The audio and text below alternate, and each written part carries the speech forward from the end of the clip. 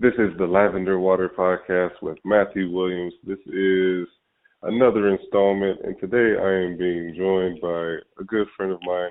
Her name is Iyah, but on Facebook she calls herself Mary, and we had a little discussion beforehand about what I should call her before we even started recording.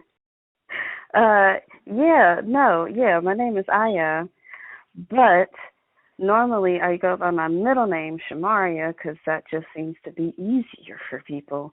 And then Shamaria was too long for folks, so then I split into Shay and Mary. So people normally that I work with will call me Shay. People that I know socially will call me Mary. And never in twain shall meet, honestly. And that's fine. But the whole issue is the pronunciation. My name is Iyah, but people say Iyah, and I've gotten that my whole life, and it's been frustrating my whole life.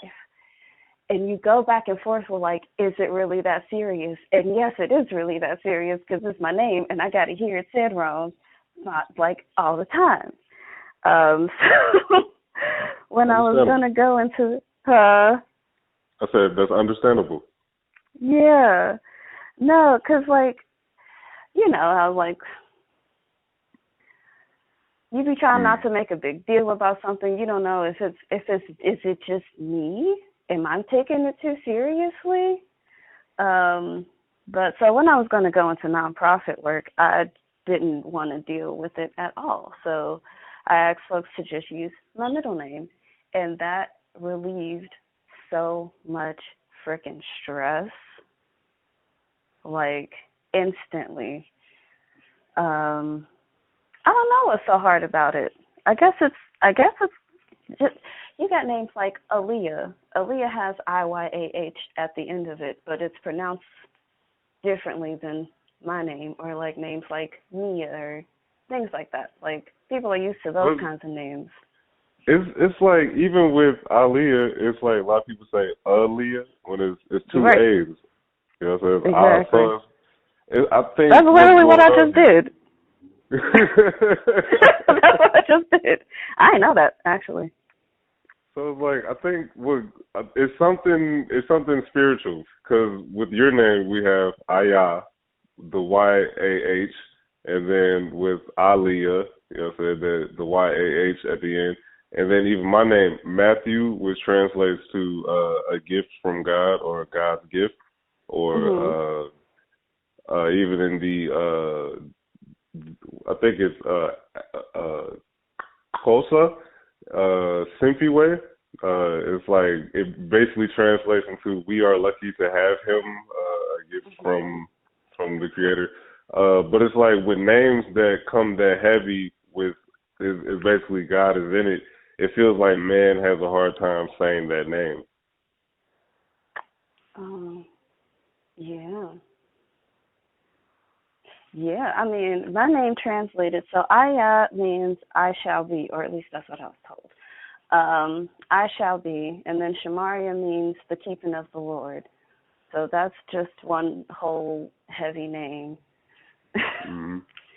that I've had to explain all the time. Sorry about all the ums just beforehand. I'm planting... transplanting dill right now. Hey, well, you know, farm track of thought.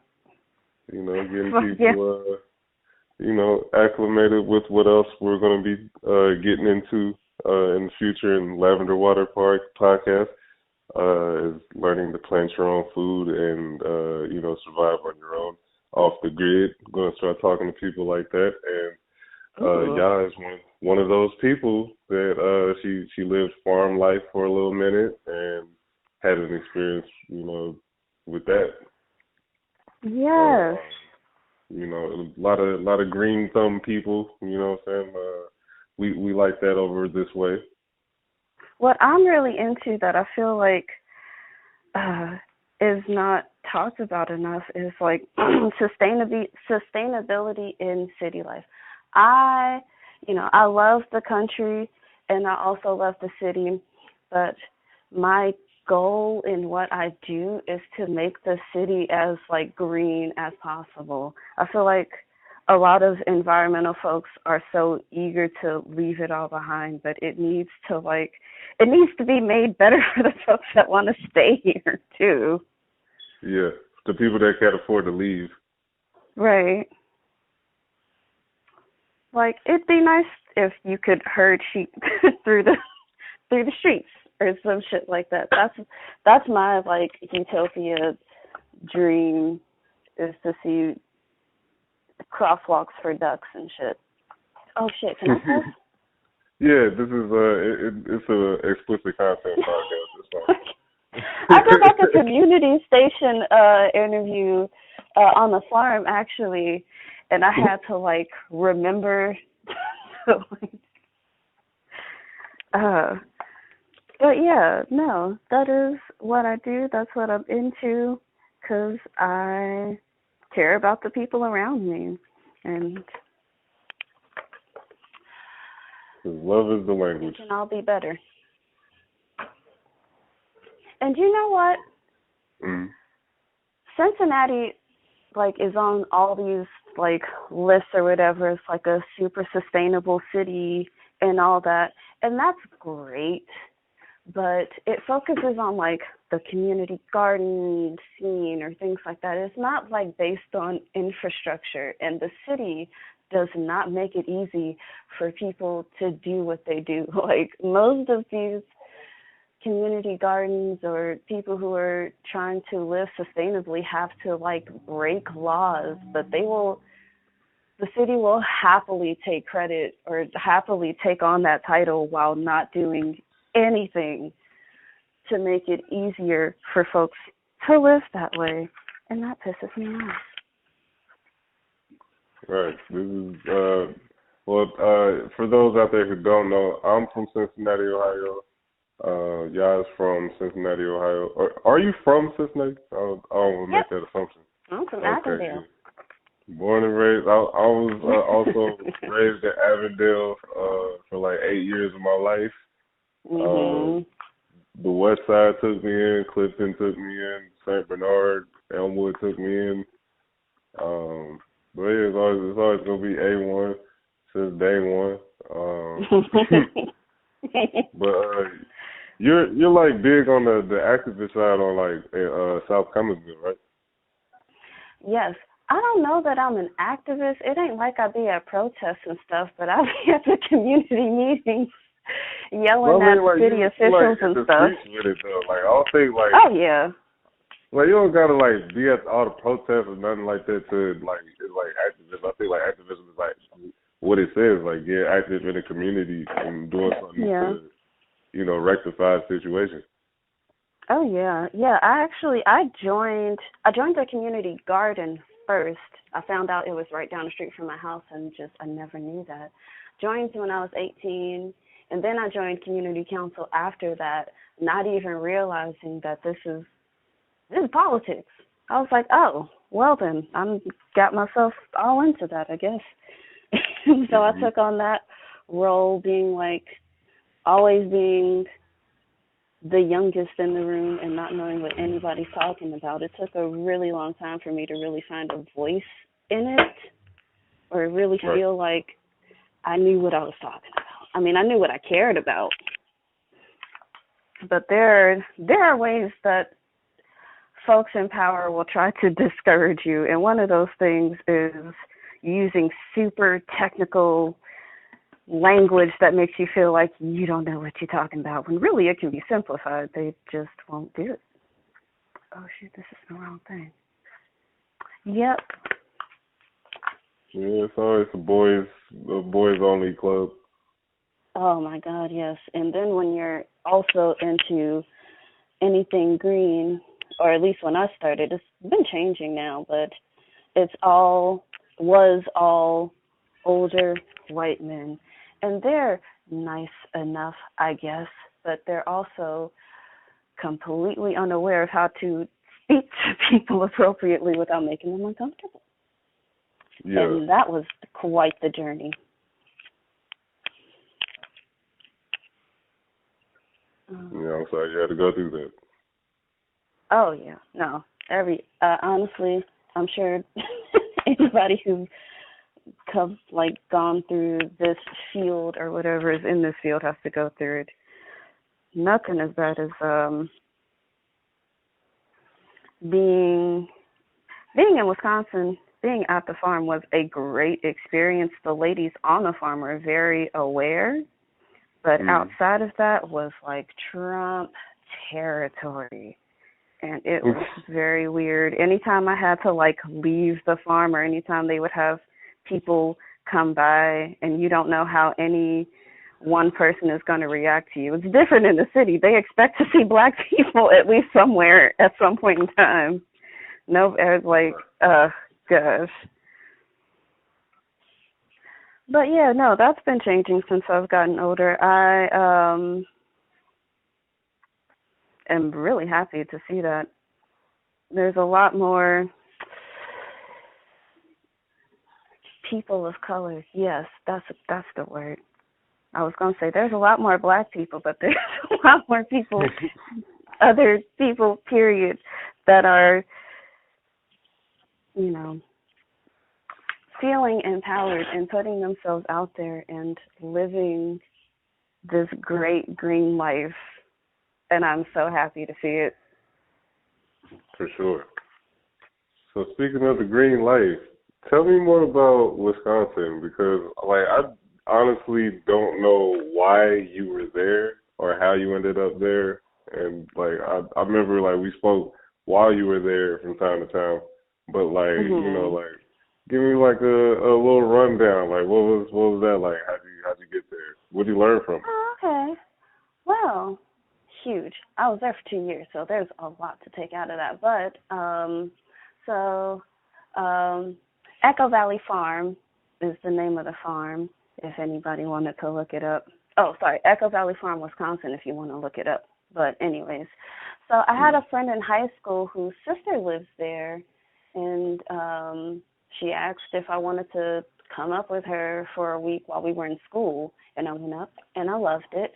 I came back that next year after I graduated. I stayed for about 4 months, and then this recent trip was different because I was doing AmeriCorps. I finished my first year of AmeriCorps. It was great. I was starting a new one, but I was super depressed.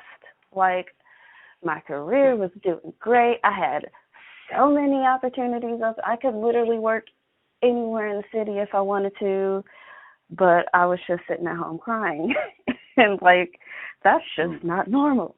Like, so I had quit my job, and I had the time, and I decided to go back there. It was a place of great healing for me, and I love the ladies that live there. And I decided to go back and stay for 2 full cycles, 2 full 4-season cycles, because I knew the first year I would be still learning a lot. The second year I would be able to do more, know more, and all that. It was a great experience, and it was very difficult. I left in October of 2019, and then the pandemic hit. For us, the pandemic hit in February. That's when we shut down. And they did Airbnb and all that. They shut all that down. And I had planned on being able to, like, come down and see my family at least once in that 2-year period, but I wasn't able to do that. So I was away from, like, everyone and everything that I knew that whole time. Had very limited internet connection, which is probably a good thing, but also a difficult thing when you're so far away from home. Yeah. But there was so freaking much to learn. Just well, I'm a person who's, likes to learn from any encounter that I have. So if the wind blew a certain way, I'm like, that says something. That's really important. So we had animals, and we had sheep, mules, chickens, ducks, cats, dogs. And taking care of each one of these things, each one of these animals is a completely different lesson. You cannot treat them all the same. Like mules. Taking care of mules is a very good lesson in trust because they will not trust you. It doesn't matter how long you've been taking care of them. If you so much as slip by accident, you've lost all that progress. And you have to be very careful, but not afraid. You know, Okay. it's similar with sheep. Like, it's just, there was a lot. If we were just having a regular conversation, I could tell you just very random stories and stuff. But as far as like overall, it's way too much to like sum up. It's just, it was a lot. Even the 4 months that I was there in the summer was a lot. Even if you wanted to like break it down and come back to the podcast from time to time in like different parts and snippets, you're welcome to do that if you want to. But I was gonna add to it. I used to take care of chickens in San Francisco. We had this like little farm on Treasure Island, which is this man-made Navy base that was abandoned by the Navy in like the 50s, and then they put like apartments on it, a few restaurants, and the Job Corps location. So there's like a little farm area. We had like, I don't know, like 8 or 9 chickens, and for one of the class assignments for the cooking was like we had the garden, so like we had like thyme and sage and all this like, you know, fresh herbs and stuff. And one of the assignments for the class was to come through on the weekend and take care of the chickens and just like watching them run around and go crazy for the feed. It was real easy, but it's like, you know, it's San Francisco, it's California. It was like, I don't want to play with chickens. I want to go smoke California weed. Oh, the chickens. So the chickens, that was a whole thing. Since we're in the country, there's so many predators, but they can also be predators to each other. Yeah, I learned. If you look in the ghetto, like the hood, like a mice, chicken, and fish, like you're gonna see like a pigeon eating a chicken bone, and it's like the sickening, right. The most sickening thing you'll ever see in nature. Yes, chickens will eat their own eggs. I learned. I didn't know that. So we had an issue one time where there were 2 hens who, I don't know if they weren't able to lay or if they were just eating them as soon as they were coming out. But they weren't laying, but they were raiding the other hens' eggs and eating them. It was disgusting. And then they would go into the ducks. And they would, if you crack open the ducks' eggs, then they'll eat them, but they won't like break open their own eggs like the chickens will. But like, and then we had raccoons, and we had this super smart raccoon, I guess, that figured out it could just push the slide lock up, got in, killed all of our babies. And then we set a trap out, put a better lock on, set a trap out that night, caught it, but not before it got into the other coop, which we didn't know at the time, but apparently the boards were rotting, and it just ripped one of the boards off the coop and got in there and ate all those babies, except one. We had one survivor, and we named her Survivor. We took care of her because nobody else wanted to take her in. Just, it was a lot. We had hawk attacks. Just, you have to be so, you have to care a lot to do that kind of work because it's not easy, but it's so rewarding. Those poor little chicken babies. Like the energy that you're giving out, it feels like it was worth it. Like it was hell, but it was worth it. Oh yeah. They, you know, it's like family. They get on your nerves. They do dumb stuff that don't make no sense. You're still there because you love them and you understand. It's like you don't know no better.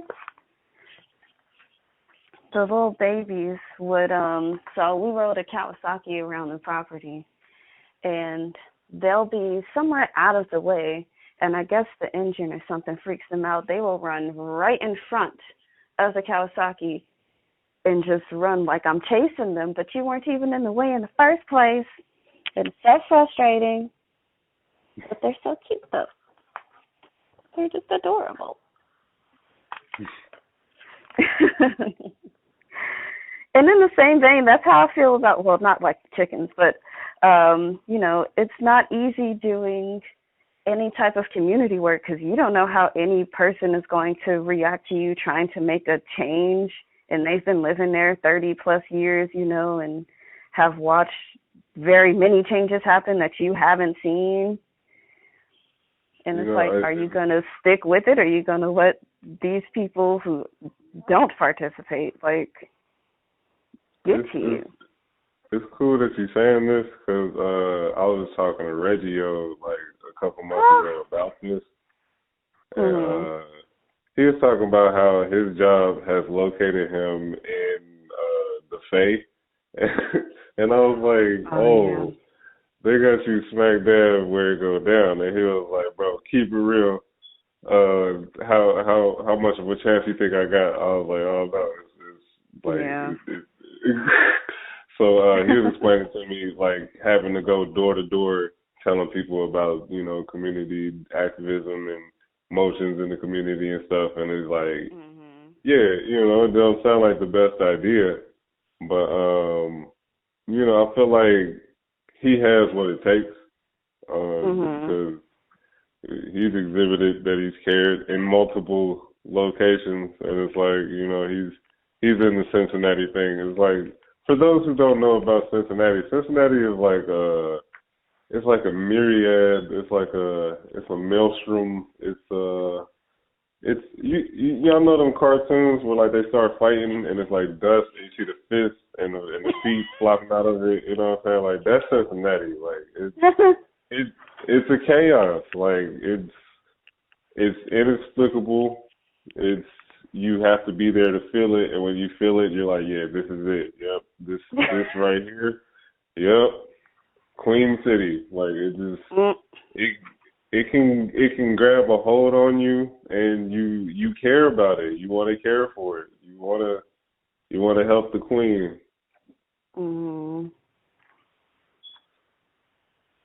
I feel like in a lot of different, a lot of different ways, Cincinnati is trying to be a different city. If you look at the city development, downtown-ish, it's trying to be every big city like Chicago or something like that. And then if you go to hood places like Lynn Terrace or something like that, I don't know. It's having to prove something. That's the attitude that I get from Cincinnati in very many different sections of the city. It's they're all trying to be some other infamous city for whatever it is that they do. Well, I think to some degree, I feel like that's kind of always been the attitude of Cincinnati, because it doesn't have a mainstream thing to it. I can look at a picture on social media, and a person takes this picture on a random street, and I'm like, oh, that's Baltimore, and it'd be Baltimore, and that's Chicago. I know it's Chicago, but it's with Cincinnati, it's you won't know where you at unless it say it's Cincinnati Reds in the background or something. You know what I mean? Right. You couldn't do Grand Theft Auto Cincinnati, but it's one of them quaint little home towns. I love it. I hate it at the same time. But it's Cincinnati has always kind of been the influence drawer. You know what I'm saying? We was doing the 6XL T-shirts with the 48 waist pants and Air Force Ones in the Laffy Taffy days. We was, you know what I'm saying? We was on drill time when, Chief Keef and Lil Durk really first came out. Mhm. He was. Migos. Oh my gosh, I thought Migos was from Cincinnati. The way people used to listen to them, everybody was getting dreads. Like, and this is like what 2013. Yeah. Gosh. Yeah. I mean, yeah. It just always feels like everyone is trying to prove that where they're from, is a valid place. Like, that's why nobody comes here. Who was it that came a bunch of years ago and got their chains snatched or some shit? Like, why you gotta do stuff like that? Why can't you just have a good time? Damn. What is you trying to prove? It's a series of things. Some people want to be bad. Some people just can't stop being that way. Sometimes it's actually a beef with the person, like it's actually personal. Like Cincinnati is like one of them like notorious places for like a lot of like rap industry beef and stuff and like street activity for some reason. But like that, I guess there's a reason why it happens there because it's a very low key space. Like nobody be like, man, I'm being the natties, bro. Like, right. Okay. Like, somebody from Atlanta not gonna be like, oh, I'm going to the natty for the weekend. We going through it, huh? Yeah. I do wonder though when my time will be up here. Like not in a bad way, but I feel like I owe a debt to the people who have supported me to like give that back, before I can move on. I have to feel like I've properly reciprocated the support and love and all that I've gotten from everyone around me. Hey, that's just signs that you're a good person. I hope so. Nothing wrong with it. Know. At the same time, if you can get out of Cincinnati, get out of Cincinnati.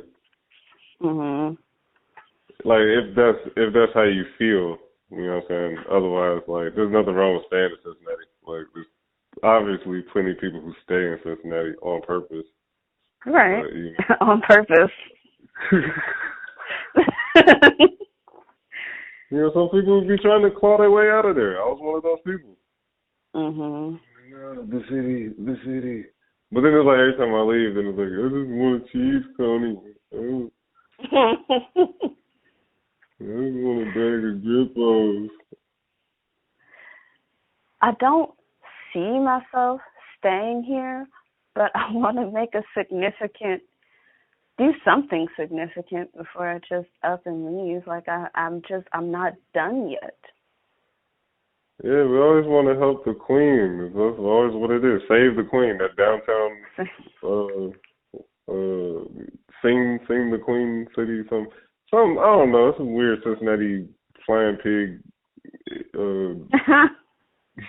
adages or something, But yeah, it's like there's something about Cincinnati that is like everyone that's from there, you innately feel this pride coming from this place. It's like we got a baseball team, we got a football team, we used to have a basketball team. Okay, we got a soccer team. We did? Yeah, it used to be called the Cincinnati Royals. I don't know if it was like an official NBA team, but I know the franchise went on to become like the Sacramento Kings and some other teams along the line. But initially it was Cincinnati Royals. But yeah, that's forgotten Cincinnati history on the mirror. Oh yeah. I mean, yeah, our bridge. I don't know the name of it, but it's like the prototype for the Brooklyn Bridge. That's pretty cool. And that's a connecting point. Going back to what you were saying of Cincinnati, it always feels like it's emulating a different city. I've always felt because you got the architecture of New York. We have a Coney Island, you know what I'm saying? And there was a point in time where it was the most booming city in the Midwest. and then Yeah. Chicago, Detroit, you know what I'm saying? It was like it got forgotten. It's still the 1800s in Cincinnati. Yeah. I mean, we almost had a subway, Almost but had we a have subway Union system. Terminal. Yeah, There is some amazing history here, though. I mean, I feel like there's amazing history anywhere you would go, but yeah, Cincinnati got it going on the history tip though, for sure. I mean, it's kind of fucked. Like, okay, so I live in Cumminsville. Cumminsville is right next to Northside. It all used to be one big neighborhood, but Mhm. my part with the South is not even south directionally. They just call it South because this is where the black people lived, and the North Side is where the richer white folks lived. And they just decided they wanted to be their own thing, and that's cool. There used to be a streetcar that went up Hamilton. That's like the main street in Northside, and it was obviously segregated. And there's a woman, her name is Sarah Fawcett, who was a very popular hairdresser. This was like the 1800s. Who, got on the train, was like dragged off by the conductor and all this stuff. And she was popular enough with the richer white women that she sued and got the streetcar, what's the word? Integrated, but only for black women who needed to go to work in these big old mansions. Her husband, Peter Fawcett, was a slave to Thomas Jefferson. I think his family bought his freedom, and he came up here, and he started First Baptist Church of Cumminsville. That's right down the street from my house. And he fought in the Civil War. And the original building, it was not down near my house. It was somewhere else, and it got torn down to build the highway. And that's fucked because it wasn't originally supposed to be torn down. It was actually supposed to go through this ice cream place called Putz's that's popular around here, it was obviously white owned, and they didn't want to move. So instead of moving the ice cream shop, they tore down the historic black church. Okay. Yeah, just little things like little pieces of history. Also, there will be more episodes about gentrification coming up in the future as well. This is a topic near and dear to all of us. It's happening all around us, been happening, displacing us, and leaving us looking like we have a problem. And it's right. like, hey, you're destroying our communities. Like, where am I supposed to? Where am I supposed to lay my head if there's a soccer stadium where I used to sleep? Exactly. Ooh, that soccer stadium. I could go off about that too. I'm just introducing all the little snippets. Mhm. I feel like I've been jumping around a lot. You're a Scorpio, right? Yes.